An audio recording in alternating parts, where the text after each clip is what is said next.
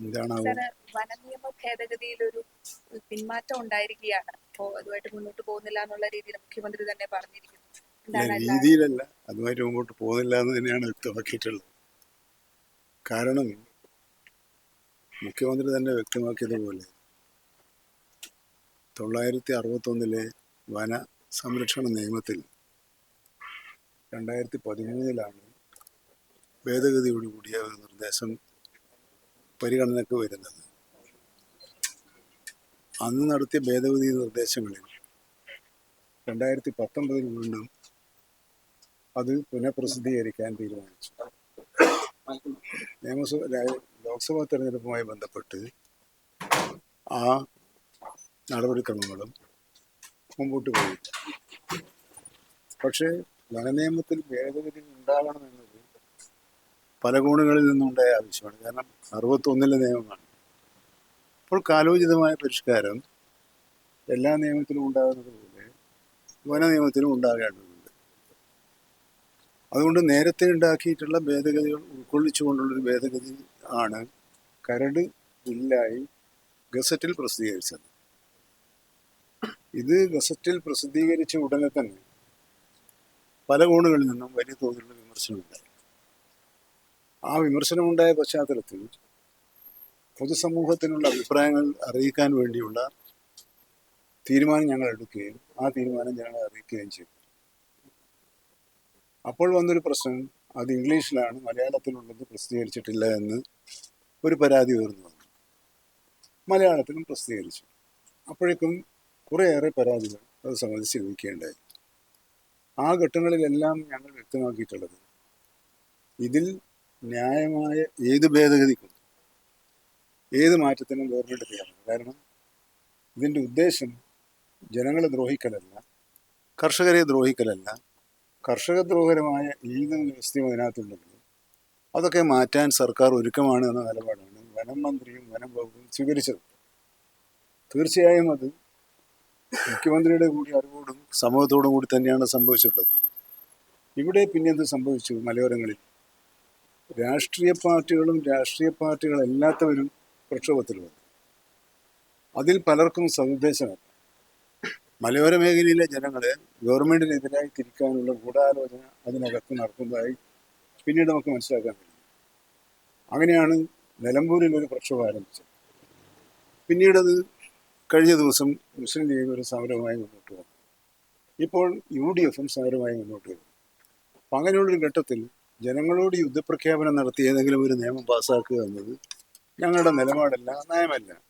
അപ്പോൾ ഇതിലെ അനിവാര്യതകൾ ഇപ്പോൾ അത് ഒരു തർക്കത്തിൽ നിൽക്കുന്ന ഒരു കാലത്ത്, പ്രത്യേകിച്ച് മലയോര ജനങ്ങളെ മനസ്സിൽ തീക്കോരിയിട്ട് അവരെ സർക്കാർ വിരുദ്ധരാക്കി മാറ്റുന്നതിനുള്ള രാഷ്ട്രീയതര സംഘടനകളുടെ ഗൂഢശ്രമത്തിന് ഒരു സാഹചര്യം ഉണ്ടാക്കുന്നത് ഉചിതമല്ല എന്നാണ് ഞങ്ങൾക്ക് കണ്ടെത്താൻ കഴിഞ്ഞത്. ഈ കാര്യം പലവട്ടം ഒന്നിലധികം തവണ കഴിഞ്ഞ ദിവസങ്ങളിൽ ബഹുമാനപ്പെട്ട മുഖ്യമന്ത്രിയുമായി ഞാൻ ചർച്ച നടത്തിയിരുന്നു. ആ ചർച്ചയുടെ അടിസ്ഥാനത്തിലാണ് ഇപ്പോൾ അതൊരു അത്യാവശ്യമായ നിയമനിർമ്മാണമല്ല എന്ന നിഗമനത്തിൽ എത്തിച്ചേർന്നത്. അത്യാവശ്യമല്ല എന്ന് മാത്രമല്ല, ജനങ്ങളുടെ ഈ സർക്കാർ വിരുദ്ധ ശക്തികൾ നടത്തിയ പ്രചരണമാണ് ബലപ്പെട്ട് നിൽക്കുന്നത്. അവരുടെ മനസ്സിൽ കാര്യങ്ങൾ ബോധ്യപ്പെടുത്തി അവർക്ക് കൂടി ആവശ്യമായ വിധത്തിലുള്ള മാറ്റങ്ങൾ വരുത്താൻ മാത്രമേ സർക്കാർ ഉദ്ദേശിക്കുന്നുള്ളൂ. അതിൽ പിന്നോട്ട് പോയി എന്നൊരു നിലപാടില്ല. ഞാൻ നേരത്തെയും വ്യക്തമാക്കിയിട്ടുണ്ട്, ഈ നിയമത്തിൽ ഭേദഗതി വരുത്താൻ പല സന്ദർഭങ്ങളുമുണ്ട്. ആ എല്ലാ അവസരവും ഉപയോഗപ്പെടുത്തി കുറ്റമറ്റ രീതിയിൽ മാത്രമേ കർഷക ദ്രോഹ നിലപാടുകൾ വല്ലതുണ്ടെങ്കിൽ അത് മാറ്റി മാത്രമേ നിയമസഭയിൽ അവതരിപ്പിച്ച് ചർച്ച ചെയ്യുകയുള്ളൂ എന്ന് വ്യക്തമാക്കിയിട്ടുള്ളതാണ്. ആ രൂപത്തിൽ തന്നെയാണ് ഗവൺമെൻറ് നിലപാട് സ്വീകരിച്ചത്. നിങ്ങൾക്കെല്ലാം ഓർമ്മയുണ്ടാകും, ഈ രണ്ടാം പിണറായി സർക്കാർ അധികാരത്തിൽ വന്നതിന് ശേഷം ആദ്യം വന്ന പ്രശ്നം ബഫർ സോണായിരുന്നു. അതുപയോഗിച്ച് മലയോര കർഷകരെ സർക്കാരിനെതിരെ തിരിച്ചുവിടാനുള്ള ശ്രമം നടത്തുകയുണ്ടായി. അന്ന് ബഹുമാനപ്പെട്ട മുഖ്യമന്ത്രി പറഞ്ഞു, ഈ ബഫർ സോൺ എന്ന സുപ്രീം കോടതി വിധിയുടെ പേരിൽ ഒരു കർഷകനും അവിടെ നിന്നും ഇറങ്ങിപ്പോകേണ്ട സ്ഥിതി ഗവൺമെൻറ് ഉണ്ടാക്കുകയില്ല എന്ന് ഉറപ്പുവരുന്നു. ആ ഉറപ്പ് പാലിക്കാൻ ഞങ്ങൾ കണ്ടിട്ടുണ്ട്. പിന്നീടും പല നിയമങ്ങൾ വന്നപ്പോഴും കർഷകരോടൊപ്പം നിൽക്കാനാണ് ഗവൺമെൻറ് താല്പര്യം കാണിച്ചത്. ഇനി അങ്ങോട്ടും ഇതിൽ മാത്രമല്ല, കർഷക താല്പര്യം സംരക്ഷിക്കുക. കാരണം ആ മേഖലയിലെ ജീവനാഡിയാണ് കർഷക സമൂഹം. അവർ ഉൽപ്പാദിപ്പിക്കുന്ന കാർഷിക മേഖലയിൽ ഉണ്ടാക്കുന്ന ഉൽപ്പന്നങ്ങൾക്ക് നാശനഷ്ടം ഉണ്ടാകുന്നു. ജീവന് നാശനഷ്ടം ഉണ്ടാകുന്നു. അങ്ങനൊരു സ്ഥിതിവിശേഷമുള്ള ഒരു ഘട്ടത്തിൽ പുതിയ നിയമങ്ങൾ ഉണ്ടാക്കുന്നതിനെ കുറിച്ച് അവർക്ക് ചിന്തിക്കാൻ പോലും സാധിക്കാത്തൊരു സാഹചര്യം ഉണ്ടാവുക സ്വാഭാവികമാണെന്നാണ് ഞങ്ങൾ വിലയിരുത്തിയത്. ആ വിലയിരുത്തലിൻ്റെ കൂടി അടിസ്ഥാനത്തിലാണ് ഇപ്പോൾ ഇതുമായി മുമ്പോട്ട് പോകേണ്ടതില്ല എന്ന് തീരുമാനിച്ചത്. ആരുടെ സർക്കാർ തിടുക്കവും കാട്ടിയിട്ടില്ല, കയ്യും പൊള്ളിയില്ല. സർക്കാർ എത്ര അവസരം കൊടുത്ത് ഇപ്പം പരാതി കൊടുക്കാൻ സമയം വേണമെന്ന് എടുക്കാം. അപ്പോൾ ഇനിയും ഇഷ്ടംപോലെ സമയമുണ്ടെന്ന് പറഞ്ഞു. ഞങ്ങളത് ക്ലോസ് ചെയ്തതിന് ശേഷം ഇനി അങ്ങോട്ടൊന്നും സ്വീകരിക്കില്ല എന്ന് പറഞ്ഞില്ലല്ലോ. ജനങ്ങളുടെ അഭിപ്രായം കാരണം ഇനിയും സമയമുണ്ട് വേണമെങ്കിൽ. പക്ഷേ ഇനി നമ്മളൊരു നിയമസഭയിലേക്ക് പോകുമ്പോൾ പുതിയൊരു റേറ്റ് പോകേണ്ടതില്ല. അത്യാവശ്യം പാസ്സാക്കേണ്ട കുറേ ബില്ലുകളുണ്ട്. അപ്പോൾ അത്യാവശ്യമുള്ള ബില്ലുകൾ പാസ്സാക്കുന്നതിന് വരണം. രണ്ട്, ഞാൻ നേരത്തെ പറഞ്ഞ പോലെ കർഷക വിരുദ്ധ ഗവൺമെൻറ്റാണ് ഈ ഗവൺമെൻറ് എന്ന് വരുത്തി തീർക്കാനുള്ള രാഷ്ട്രീയ ഗൂഢാലോചനയെ രാഷ്ട്രീയമായി തന്നെ കാണേണ്ടതും തീരുമാനിക്കേണ്ടതും. കേരള കോൺഗ്രസ് എം അടക്കം ഈ ആവശ്യം ഉന്നയിച്ച രംഗത്ത് വന്നു. അപ്പൊ അവരും അങ്ങനെ ഒരു ഗൂഢാലോചന ഉണ്ടോ? അവർക്കുണ്ടോ? ഇല്ല. ഞാൻ പറഞ്ഞ രാഷ്ട്രീയേതര സംഘടനകൾ ഞാൻ പ്രത്യേകിച്ച് പറഞ്ഞില്ല. രാഷ്ട്രീയ പാർട്ടികളല്ല. രാഷ്ട്രീയ പാർട്ടികൾ ജനകീയ ആവശ്യങ്ങൾ മുൻനിർത്തി സമരം ചെയ്യുന്നതിനോട് ഒട്ടും അസഹിഷ്ണുയില്ലാത്തൊരു ഗവൺമെന്റാണ് എൻ്റെ ഗവൺമെന്റ്. ഞാനും അങ്ങനെയാണ്. തീരുമാനം പിൻവലിച്ചതിന് പിന്നിൽ കേരള കോൺഗ്രസ് ആണ് എന്ന് പറഞ്ഞവർ ക്രെഡിറ്റ് നേതാക്കൾ ഇപ്പോൾ തന്നെ അത് പറയുന്നു. ശ്രദ്ധയപ്പെട്ടോ?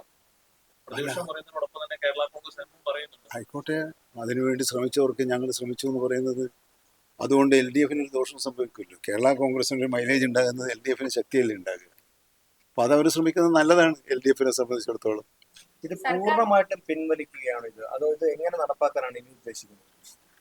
അല്ല, ഞാൻ പറഞ്ഞല്ലോ, ഇപ്പം ഇതിൻ്റെ ഒരു ആവശ്യമില്ല എന്നുള്ള തീരുമാനത്തിനാണ് എത്തിയിരിക്കുന്നത്. നാളെ ആവശ്യമാണോ അല്ല എന്നുള്ളത് നാളെ ചർച്ച ചെയ്ത് തീരുമാനിക്കേണ്ട ഒരു കാര്യം. ഇപ്പോൾ ആ ബില്ലുമായി മുന്നോട്ട് പോകാൻ ഗവൺമെൻറ് ഉദ്ദേശിക്കുന്നില്ല. അത് കർഷക സമൂഹത്തിന് ബഹുമാനപ്പെട്ട മുഖ്യമന്ത്രി കേരള ഗവൺമെൻറ്റിന് വേണ്ടി നൽകുന്ന ഉറപ്പാണ്. ആ ഉറപ്പ് പാലിച്ചുകൊണ്ട് തന്നെയായിരിക്കും ഞങ്ങൾ പ്രവർത്തിക്കുക. പക്ഷേ സർക്കാരിന്റെ നിലപാട് പോട്ടെ, കുറച്ച് ദിവസങ്ങൾക്ക് മുമ്പ് വരെ താങ്കൾ വളരെ ശക്തമായിട്ട് ഈ വനനിയമ ഭേദഗതി അനുകൂലിച്ചിരുന്നല്ലോ. കാരണം ഈ സഭാ നേതാക്കന്മാരെയൊക്കെ ആരും തെറ്റിദ്ധരിപ്പിച്ചിരിക്കുന്ന അത് ആ തെറ്റിദ്ധാരണ നീങ്ങിയിട്ടില്ല. അത്തരം തെറ്റിദ്ധാരണകൾ ഇപ്പോഴും കർഷക സമൂഹത്തിന്റെ ഇടയിൽ നിൽക്കുമ്പോൾ അവരെ കാര്യങ്ങൾ പറഞ്ഞ് ബോധ്യപ്പെടുത്താതെ ഒരു നിയമം, ഈ നിയമം തന്നെ ഒരു നിയമവും അത് അനുഭവിക്കേണ്ട ജനവിഭാഗങ്ങളെ ബോധ്യപ്പെടുത്തിക്കൊണ്ട് മാത്രമേ ഞങ്ങൾ പാസ്സാക്കൂ. ചില ഭേദഗതി, ഇപ്പൊ ഉദാഹരണത്തിന് ഇപ്പൊ ചന്ദനം മുറിക്കാനുള്ള അനുവാദം വേണം. അപ്പൊ അങ്ങനെ ഈ ബില്ല് മുഴുവൻ തെറ്റാണെന്ന് അവരും പറഞ്ഞു. ചില നിർദ്ദേശങ്ങൾ കർഷക ദ്രോഹമാണെന്ന് പറഞ്ഞിട്ടുണ്ട്. അപ്പൊ അത് പരിശോധിക്കാനുള്ള ബാധ്യത ഒരു ജനകീയ ഭരണകൂടത്തിനുണ്ട്. ആ ജനകീയ ഭരണകൂടം ജനങ്ങളുടെ ഇംഗിതം മനസ്സിലാക്കി പ്രവർത്തിക്കുന്ന ഒരു ജനകീയ തീരുമാനങ്ങൾ എടുക്കുന്ന ഒരു ഗവൺമെന്റായി പ്രവർത്തിക്കുക എന്നതാണ് ഞങ്ങളുടെ ഉദ്ദേശം. സാറേ, കർഷക വിരുദ്ധ ഗവൺമെന്റ് ആണെന്നുള്ള ഒരു ഗൂഢാലോചന, ഈ ഗൂഢാലോചന നടത്തിയതിൽ ആരാണെന്നാണ് പറയുന്നത്? അത് ഞങ്ങൾ അന്വേഷിക്കുന്നേ ഉള്ളൂ. പ്രതിപക്ഷം ഉൾപ്പെടെ ഉള്ളവർ പറയുന്നത് നാളെട്ട് പിൻവലിക്കേണ്ടി വന്നു എന്നാണ് പറയുന്നത്. ഈ 2013 ബില്ല് പിൻവലിക്കേണ്ടി വന്നത് എന്തുകൊണ്ടാണ്? 2013 ഒരു ബില്ല് കേരള നിയമസഭയ്ക്ക് മുമ്പാകെ വന്നിരുന്നല്ലോ. ആ ബില്ല് പിൻവലിക്കേണ്ടി വന്നത് നാണം കെട്ടിട്ടാണോ അഭിമാനത്തോടു കൂടിയാണോ? അതവർ പറയട്ടെ. കേരള കോൺഗ്രസിന്റെ മൈലേജ് ഏതായാലും അല്ല, കേരള കോൺഗ്രസിന് മൈലേജ് ഉണ്ടാകുന്ന ഇടതുപക്ഷ ജനാധിപത്യ മുന്നണി ഒരു കക്ഷിക്ക് ജനപിന്തുണ കൂടുന്നു എന്നുള്ളത് LDFന്റെ ജനകീയ അടിത്തറ വർദ്ധിപ്പിക്കാനല്ലേ സഹായിക്കുള്ളൂ. അതിനെന്തിനാണ് ഞങ്ങൾ ഉത്കണ്ഠപ്പെടുന്നത്? LDFന്റെ ജനകീയ അടിത്തറ വിപുലീകരിക്കരുതെന്നും ശക്തിപ്പെടരുതെന്നും ആഗ്രഹിക്കുന്നവർക്ക് അതിൻ്റെ അകത്ത് ഉത്കണ്ഠയുണ്ട. അവരോട് ഇപ്പൊ ഞാനെന്ത് പറയാനാണ്? നിങ്ങൾ അങ്ങനെ ഉത്കണ്ഠപ്പെട്ടോ എന്ന് പറയാന്നല്ലാതെ.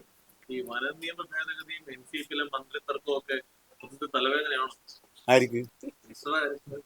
അയ്യോ, അങ്ങനൊരു തലവേദനയുണ്ട്. കാരണം ഇതൊക്കെ പൊതുപ്രവർത്തനത്തിന്റെ ഭാഗമായി പാർട്ടിയും ഗവൺമെന്റും ഏൽപ്പിക്കുന്ന ജോലി ചെയ്യാനുള്ള അത്യാവശ്യം ആത്മവിശ്വാസമൊക്കെ എനിക്കുണ്ട്. പിന്നെ ഞാൻ വേളം വെക്കാറില്ല എന്ന് മാത്രമേ ഉള്ളൂ. കാര്യങ്ങൾ ഞാൻ ഭംഗിയായി നിർവഹിക്കുന്നുണ്ട്. ഇപ്പൊ ഞാൻ ഈ വന്യജീവന് കഴിഞ്ഞ 4 കൊല്ലത്തെ കണക്കെടുത്ത് നോക്കി. വന്യജീവി ആക്രമണത്തിന് മൂലം കൊല്ലപ്പെട്ട മനുഷ്യരുടെ എണ്ണം കുറഞ്ഞു വരികയാണ്. അതിൽ ഈ കൊല്ലം 2024-25 കൊല്ലം 57 പേരാണ് കൊല്ലപ്പെട്ടത്. ഈ 50 പേര് അതിനു മുമ്പ് 84, 110, 120, 170 അന്നൊന്നും ഇത്ര വലിയ വെള്ളം കണ്ടില്ലല്ലോ എന്നാ ഞാൻ പറഞ്ഞു. 120 ആളും 110 ആളും മരിച്ചപ്പോ അത് പറഞ്ഞ ഒരാൾ മരിക്കാൻ പാടില്ല. ഒരാൾ മരിച്ചാൽ പോലും എന്താണ്? അതെ, അത് ഗുരുതരമാണ്. ഒരാൾ പോലും മരിക്കാൻ പാടില്ല. അതുകൊണ്ടാണ് നമ്മൾ ആ കണക്ക് പറയാത്തത്. പക്ഷെ അതിലെന്താണ്? കഴിഞ്ഞ 10 വർഷത്തിനിടയിൽ സംഭവിച്ച 908 മരണങ്ങളിൽ 564 മരണങ്ങളും പാമ്പ് കടിയേറ്റാണ്. അതാണ് വസ്തുത. അപ്പോൾ കുറച്ച് കൊണ്ടുവരണം. അപ്പോൾ അതിനെന്താണ്?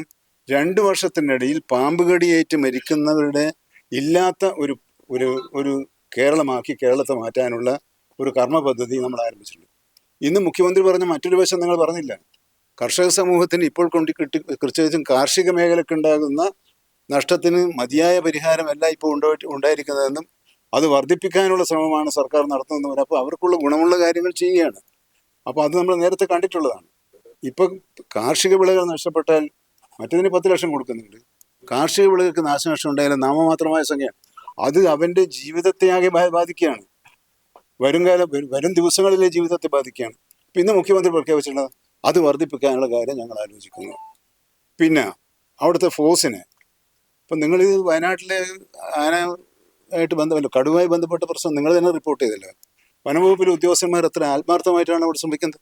അപ്പോൾ വനം വകുപ്പിലെ ജീവനക്കാരുടെ പഴയ സ്വഭാവത്തിൽ സാരമായ മാറ്റം വരുത്തിക്കൊണ്ട് അവരെ ജനങ്ങളുമായി ഐക്യപ്പെടുത്തിക്കൊണ്ടുള്ള ഒരു സമീപനമാണ് ഞങ്ങൾ സ്വീകരിച്ചിട്ടുള്ളത്. ജനങ്ങളെയും വനത്തിനെയും രണ്ടല്ല, ജനവും വനവും ഒന്നാണ് എന്നൊരു നിലപാടാണ് ഞങ്ങൾക്കുള്ളത്.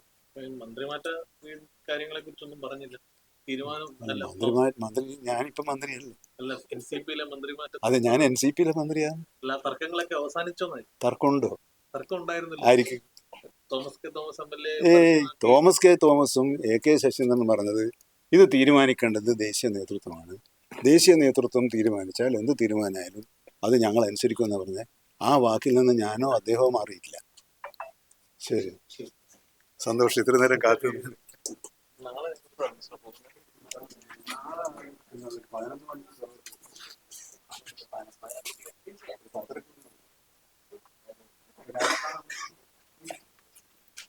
ഹലോ